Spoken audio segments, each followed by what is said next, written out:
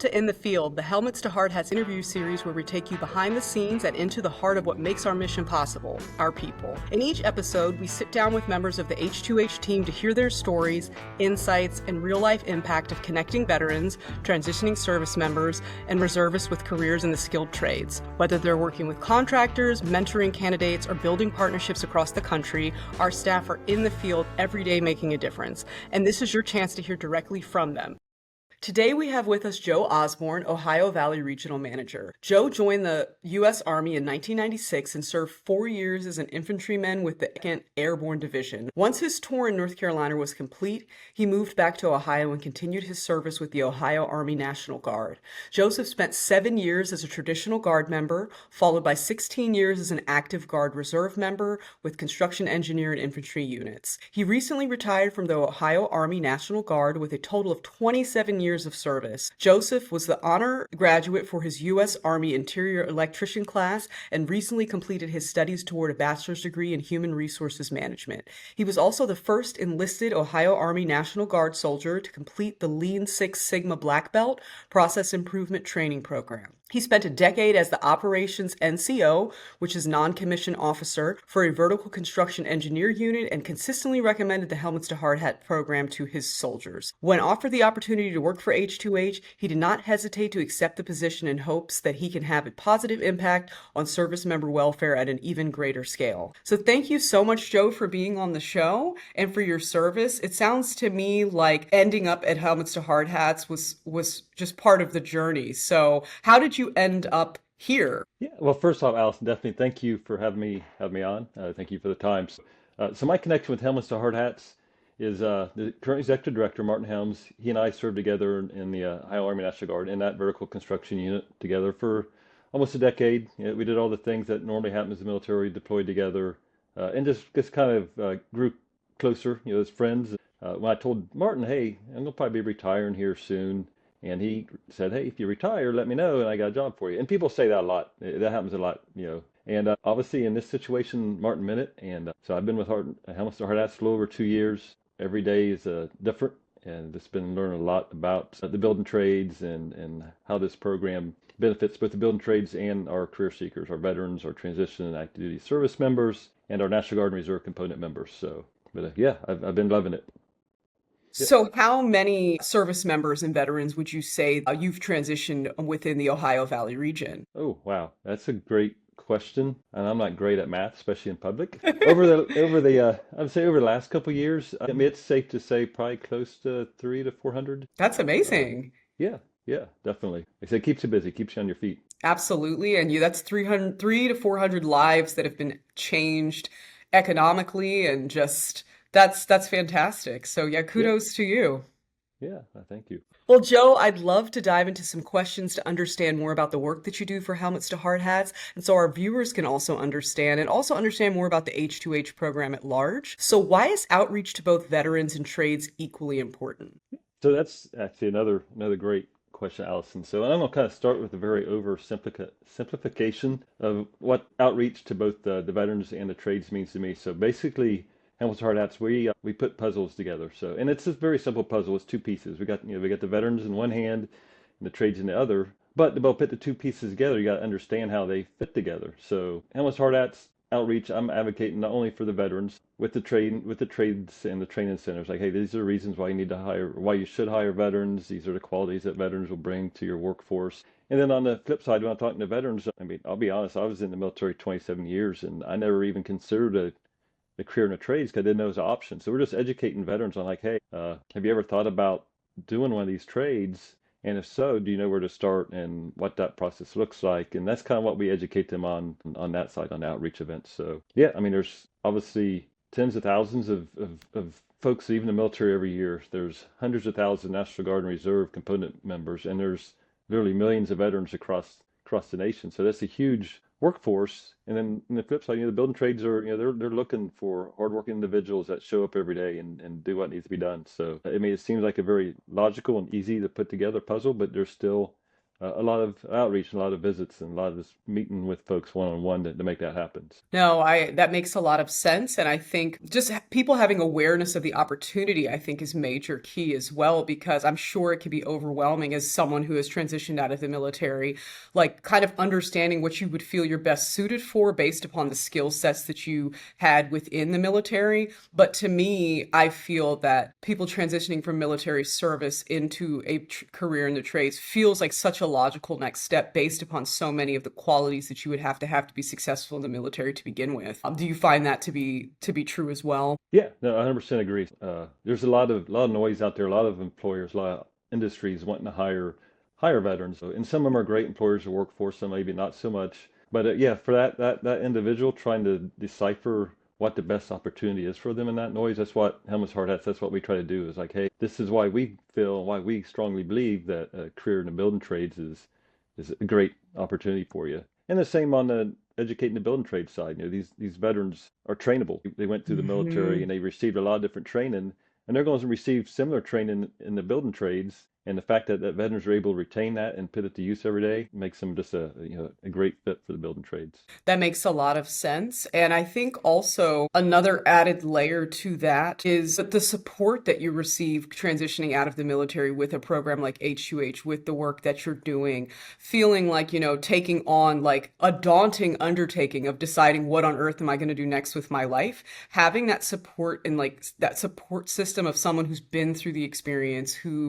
can speak from a firsthand perspective and feeling like you're not doing it alone. I'm sure that that is deeply appreciated by the people that you serve. Yeah, it's a tough transition. For those that were in the military, whether you're in the military 2 years or 20 years, the bulk of your time in there, you're told exactly what to wear, where to be, what to do when you got there. And going into civilian sector, where all of a sudden you got a lot of decisions and stuff to make your own, can be very daunting, very overwhelming. So we just try to help with some of the steps as we can, connect them with opportunities, and just kind of show them what those steps look like. So not that the veterans necessarily need their hands held, because they do not, but it still makes that transition a little less frightening, a little less scary for them. So Absolutely, absolutely. I think we all experience emotional vulnerability at some point in time. yeah, so my background, I do not have any trades background, minus my time as an interior electrician in the U.S. Army. So for those not familiar, we didn't grow up in a trades environment and don't necessarily understand that whole big picture, I was honestly very surprised to learn that there's like 15 trades out there. So most folks know,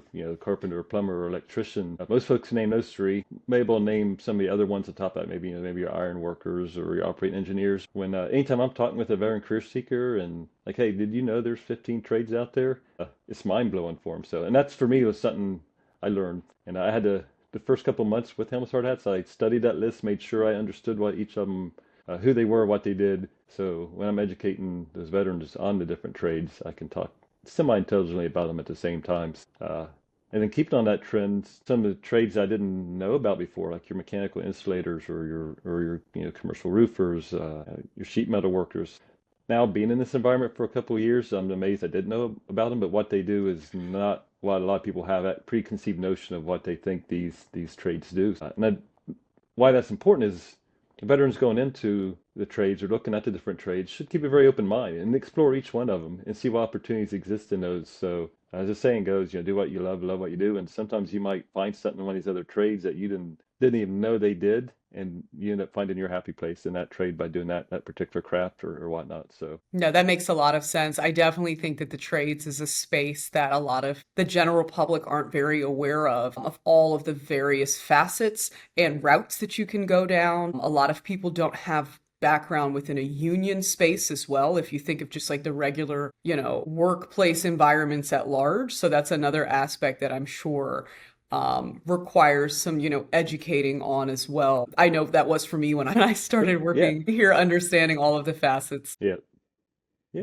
It's just a lot of veterans come in and say, hey, I want to work for a union, and I got to educate them like you are going to be a member of a union, but you actually still end up Mhm. working for a contractor. So that was something else I didn't necessarily Mhm. understand about the trade. So I thought you work for that union, but Mhm. yeah, it's definitely a Mhm. very unique relationship on how the labor and management works together, and Mhm.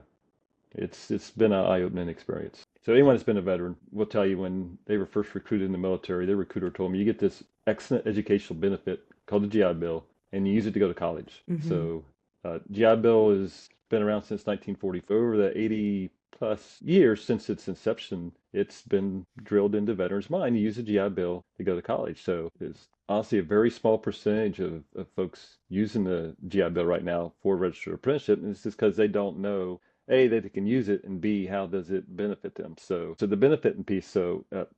Obviously, most of the registered apprenticeship programs out there don't charge tuition. So they don't necessarily need the GI Bill to cover tuition while they're an apprentice, but they get what's called a housing allowance, monthly basis, and it's meant to supplement their pay as an apprentice. It's called a housing allowance. It's money they can use however they see fit while they're an apprentice. And it really helps close that gap, especially for, we got a veteran that maybe been in the service 3 or 4 years. And when they're leaving the service, they were probably making close to $70,000 a year. So it would be a little step down to start as an apprentice, but that's where that GI Bill benefit is just a game changer on making up that income difference for a little while, especially for the first year, year and a half, maybe 2 years as an apprentice. And then obviously they're getting their scheduled pay raises as an apprentice, and they may get to the point where they no longer need a GI Bill, but for the time that they use it, definitely helps make sure they can maintain that standard living they're used to for them and their families. Yeah, that makes a lot of sense. That definitely makes the transition a lot smoother. So you don't necessarily have to be in a situation where your finances take, you know, a significant dip while you're trying to move on to the next step, because that can be stressful. So that's Yeah, wonderful to be able to utilize that within this transition. yeah, definitely. So there is a common misconception out there that the GI Bill is designed or intended to bring their apprenticeship wages up to that, journey person level.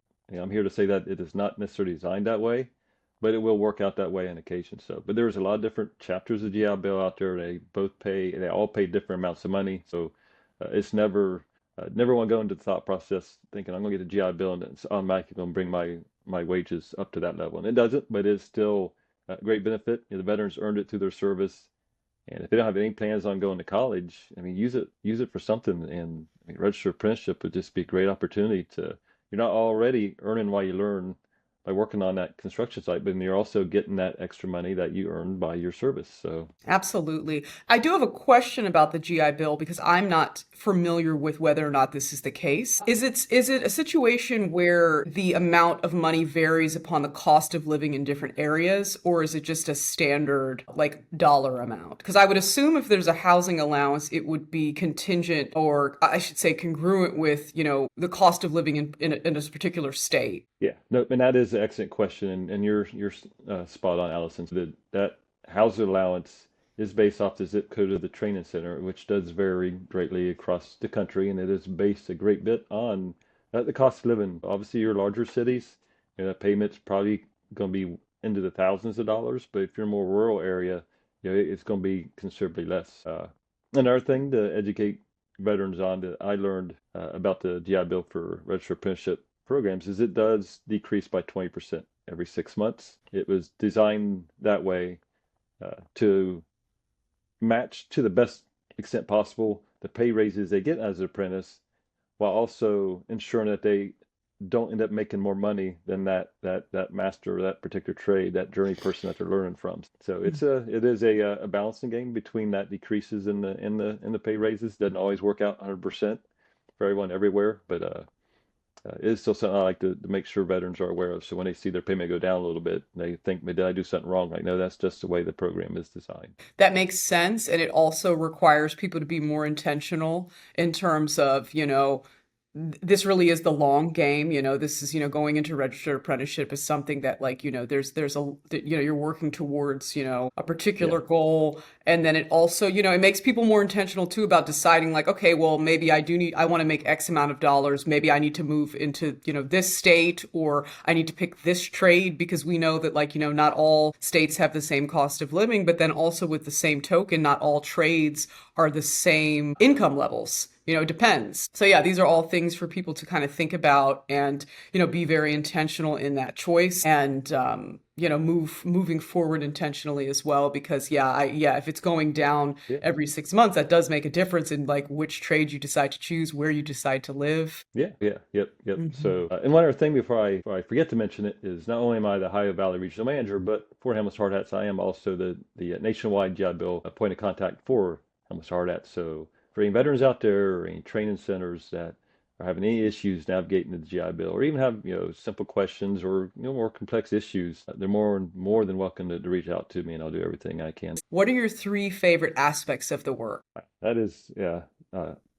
Excellent questions. And honestly, identifying just three things is a little bit of a challenge. So I'm sure after I say these three things, tonight in the middle of the night, I wake up like, nope, I should have said this instead. So I really, so it's in my nature. I really enjoy helping people with stuff, make things simpler. Doesn't necessarily always have to change a life, but it does. If it ends up that way, then that's even better.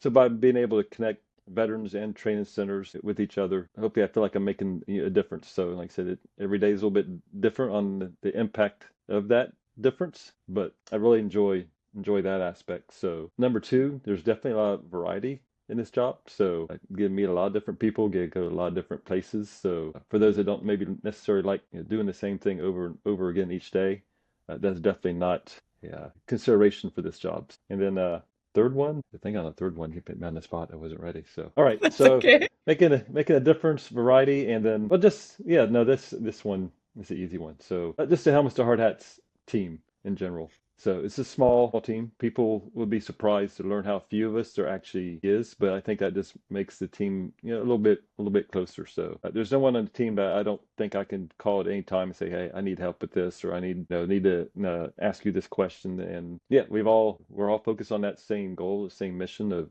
spreading the word to veterans about building trades, career opportunities, and it's just a great group of people to work with. So don't always get to see them as much as I would like, but when I do, it's just you just feel like you just saw them yesterday. So even though it may have been months, but yeah, No, I couldn't agree more. It is a great team, and I enjoy being part of that team as well. So, yeah, no, thank you so much, Joe, for coming on the show and for sharing more about the work that you do. And, where can people find you if they would like to reach out to you in the Ohio Valley area? yeah.